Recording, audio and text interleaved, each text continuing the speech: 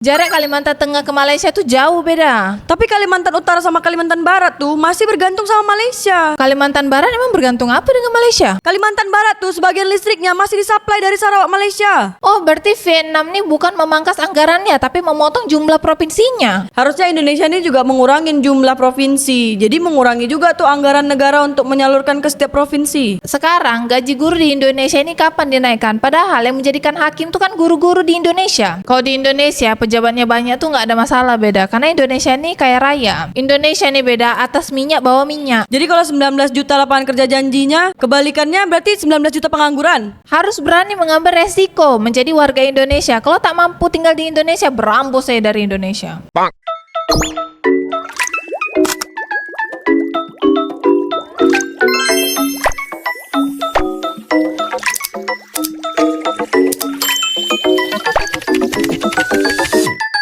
Anggaran pendapatan belanja daerah Provinsi Kalimantan Tengah 2024 mengalami defisit 796 miliar. Provinsi terlalu bergantung pada dana transfer dari pusat. Harusnya Kalimantan Tengah tuh belajar sama Kalimantan Utara. Kalimantan Utara tuh Garuda di dadaku, Malaysia di perutku. Jarak Kalimantan Tengah ke Malaysia tuh jauh beda. Tapi Kalimantan Utara sama Kalimantan Barat tuh masih bergantung sama Malaysia. Kalimantan Barat emang bergantung apa dengan Malaysia? Kalimantan Barat tuh sebagian listriknya masih disuplai dari Sarawak, Malaysia. Kalau Kalimantan Utara tuh bergantung apa sama Malaysia? Kalimantan Utara tuh sampai bergantung perut sama Malaysia. Bahan pokok segala macam tuh dia orang belinya dekat Malaysia karena lebih murah sih di sana. Badan Anggaran DPRD Kalimantan Tengah mengungkap anggaran pendapatan pemerintah provinsi sebesar 9,22 triliun lebih dengan realisasi sampai dengan 31 Desember 2024 sebesar 8,33 triliun lebih atau 90,38%. Sedangkan anggaran belanja ditargetkan sebesar 10,22 triliun lebih. Terrealisasi sampai 31 Desember 2024 sebesar 9,31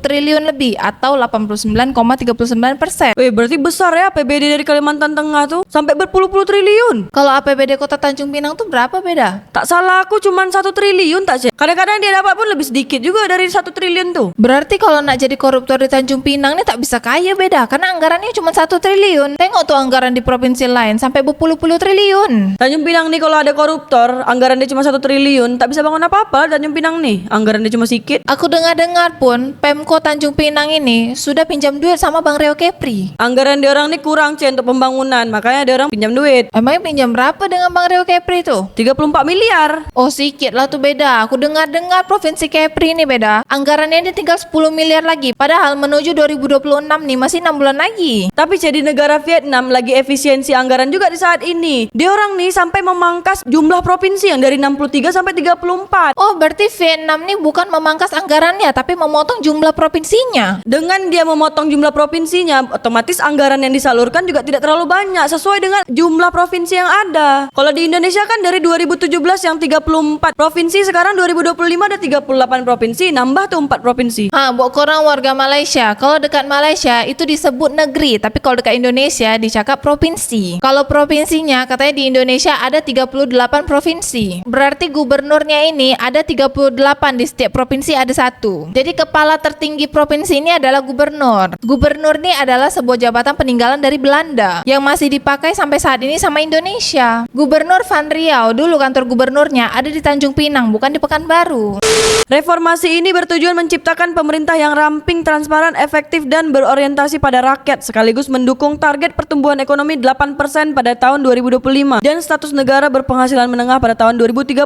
Selain mengurangi jumlah provinsi, Vietnam juga mengurangi 6 kota dari 28 provinsi, jadi hanya sisa 11 provinsi per kota yang mengalami penggabungan seperti Hanoi dan Quang Ninh. Oh berarti banyak pejabat-pejabat di Vietnam ini menjadi pengangguran sekarang beda. Jangan kata pejabat, Vietnam nih memecat 80.000 PNS. Vietnam ini kan banyak pabrik, banyak negara-negara yang investasi di Vietnam. Yang dipecat 80.000 PNS tuh kerja aja lah dekat pabrik-pabrik Vietnam tuh. Selain juga memecat 80.000 ribu PNS, di Vietnam juga mengurangi jumlah komune atau organisasi masyarakat kayak RT, RW segala macam kayak gitu. Dari 10.035 menjadi 3.321. Jadi sekitar 7.000-an yang dihapus nih RT RW-nya juga. Kepala Badan Pendapatan Daerah Bapenda Kalimantan Tengah, Pak Anang Dirjo mengungkapkan pendapatan daerah Kalimantan Tengah ini berasal dari dua sumber. Yang pertama, kata Pak Anang, pendapatan asli daerah atau PAD, dan kedua, transfer dari pemerintah pusat. Harusnya Indonesia ini juga mengurangi jumlah provinsi. Jadi mengurangi juga tuh anggaran negara untuk menyalurkan ke setiap provinsi.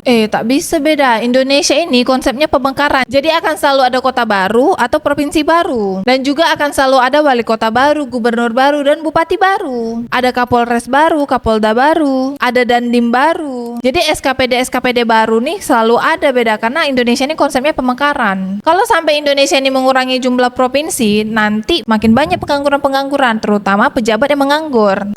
Meanwhile, di belahan bumi lain ada suatu negara yang menaikkan gaji hakim 200% lebih dan membuat jabatan-jabatan wamen diisi para buzzer, kata Nadia. Dijawab sama Muli Amri. Ini di mana? Di Monaco kah? Dijawab sama Unit. Ya bagus dong gaji hakim dinaikin biar hakimnya nggak gampang disuap. Masalahnya kalau misalnya hakim di Indonesia ini gajinya dinaikkan, terus kalau hakim Indonesia ini tetap korupsi, macam mana nasib hakim di Indonesia? Sekarang gaji guru di Indonesia ini kapan dinaikkan? Padahal yang menjadikan hakim itu kan guru-guru di Indonesia. Jadi kesejahteraan guru dan dosen di Indonesia inilah yang harus kita pikirkan juga. Patut dicontoh, pemecatan dimulai dari wamen, staf khusus, utsus, komisaris atau direktur BUMN jalur bancakan. Demi negara adil, makmur dan sejahtera secara merata. Merdeka, kata Plain Asvenilia. Dijawab sama DHL. Bos gue antri 3 tahun om. Pas yang jadi Erik lagi.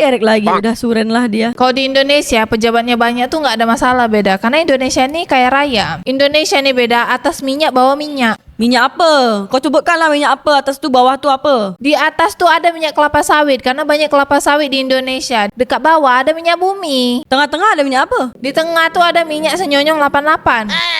Lama-lama kita ketinggalan dari Vietnam, kata Ghazali. Dijawab sama pemberi mandat. Gak perlu lama-lama, wong mereka udah lebih makmur kok sekarang pun. Justru kalau Vietnam nih lebih maju dari Indonesia itu bagus. Jadi Indonesia ini tak perlu bergantung terus sama Malaysia. Tinggal kita kirim aja warga Indonesia ke Vietnam untuk kerja dekat sana. Tapi kan dah 80.000 dipecat, Jadi harusnya dia orang nih udah paling banyak juga nih penganggurannya. Jadi orang tuh butuh kerja juga. Tapi tetap warga Indonesia yang paling banyak penganggurannya dibanding Vietnam beda. Nah, jadi lebih baik dibuka atau ditutup lowongan kerja CPNS tahun 2025, kata GN Abu. Dijawab sama Rizky Troper. Rakyat protes karena lowongan kerjanya nggak ada. Dijawab lagi sama Genap. Soalnya pemerintah mau meniadakan, tapi rakyatnya protes banyak dan pengen dibuka penerimaan CPNS tahun 2025 lagi. Dijawab lagi sama Rizky. Lebih baik pemerintah sediakan lapangan kerja aja, apalagi saat kampanye janji buka lapangan kerja 19 juta. Tapi kenyataannya di sini adalah PHK di mana-mana. Kalau pemerintah Indonesia tuh buat kebijakan, harusnya kalian tuh mikir kebalikannya. Jadi kalau 19 juta lapangan kerja janjinya, kebalikannya berarti 19 juta pengangguran. Harus berani mengambil resiko menjadi warga Indonesia. Kalau tak mampu tinggal di Indonesia, berambus saya dari Indonesia. Masih banyak orang-orang yang berebut mau tinggal di Indonesia. NKRI harga mati.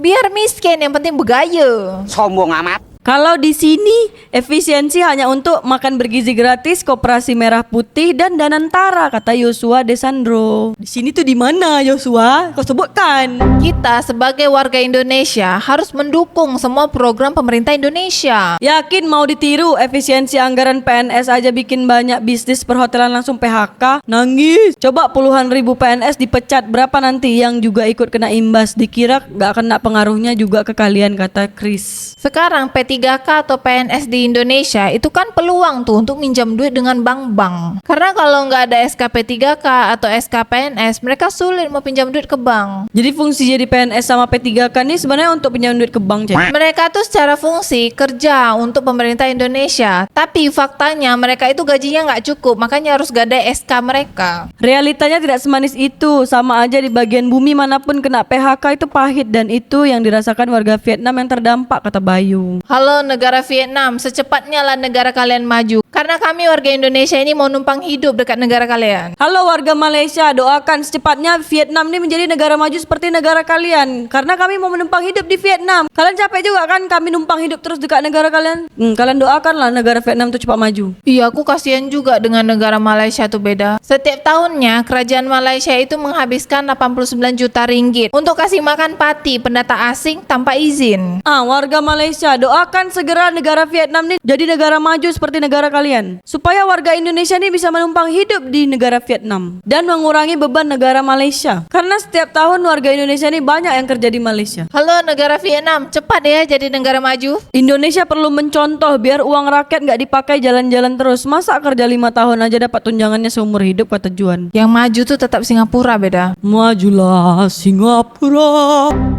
Memang kalau negara berani LSM, preman dan sistem partinya dikit, sangat mudah diatur dengan pimpinan negara yang absolut, mudah digerakkan rakyatnya dan bangsanya, kata Ian Kueh. Masalahnya di Indonesia ini banyak ormas sama pungli beda, jadi susah diatur. 80.000 PNS yang di PHK itu nasibnya gimana? Multiple efeknya luar biasa pasti. Nasib keluarganya gimana? Orang-orang penjual makanan, pakaian yang sebelumnya bergantung di pengeluaran puluhan ribu PNS tersebut harus sudah dipikirkan semuanya dong, kata Danang Goro. Halo negara Vietnam, santai, korang pasti jadi negara maju. Bantuin Malaysia untuk tampung warga Indonesia. Di Konoha malah diperpanjang pensiunnya 70 tahun jadinya, kata Asep. Oh itu anggaran makin baik keluar tuh beda.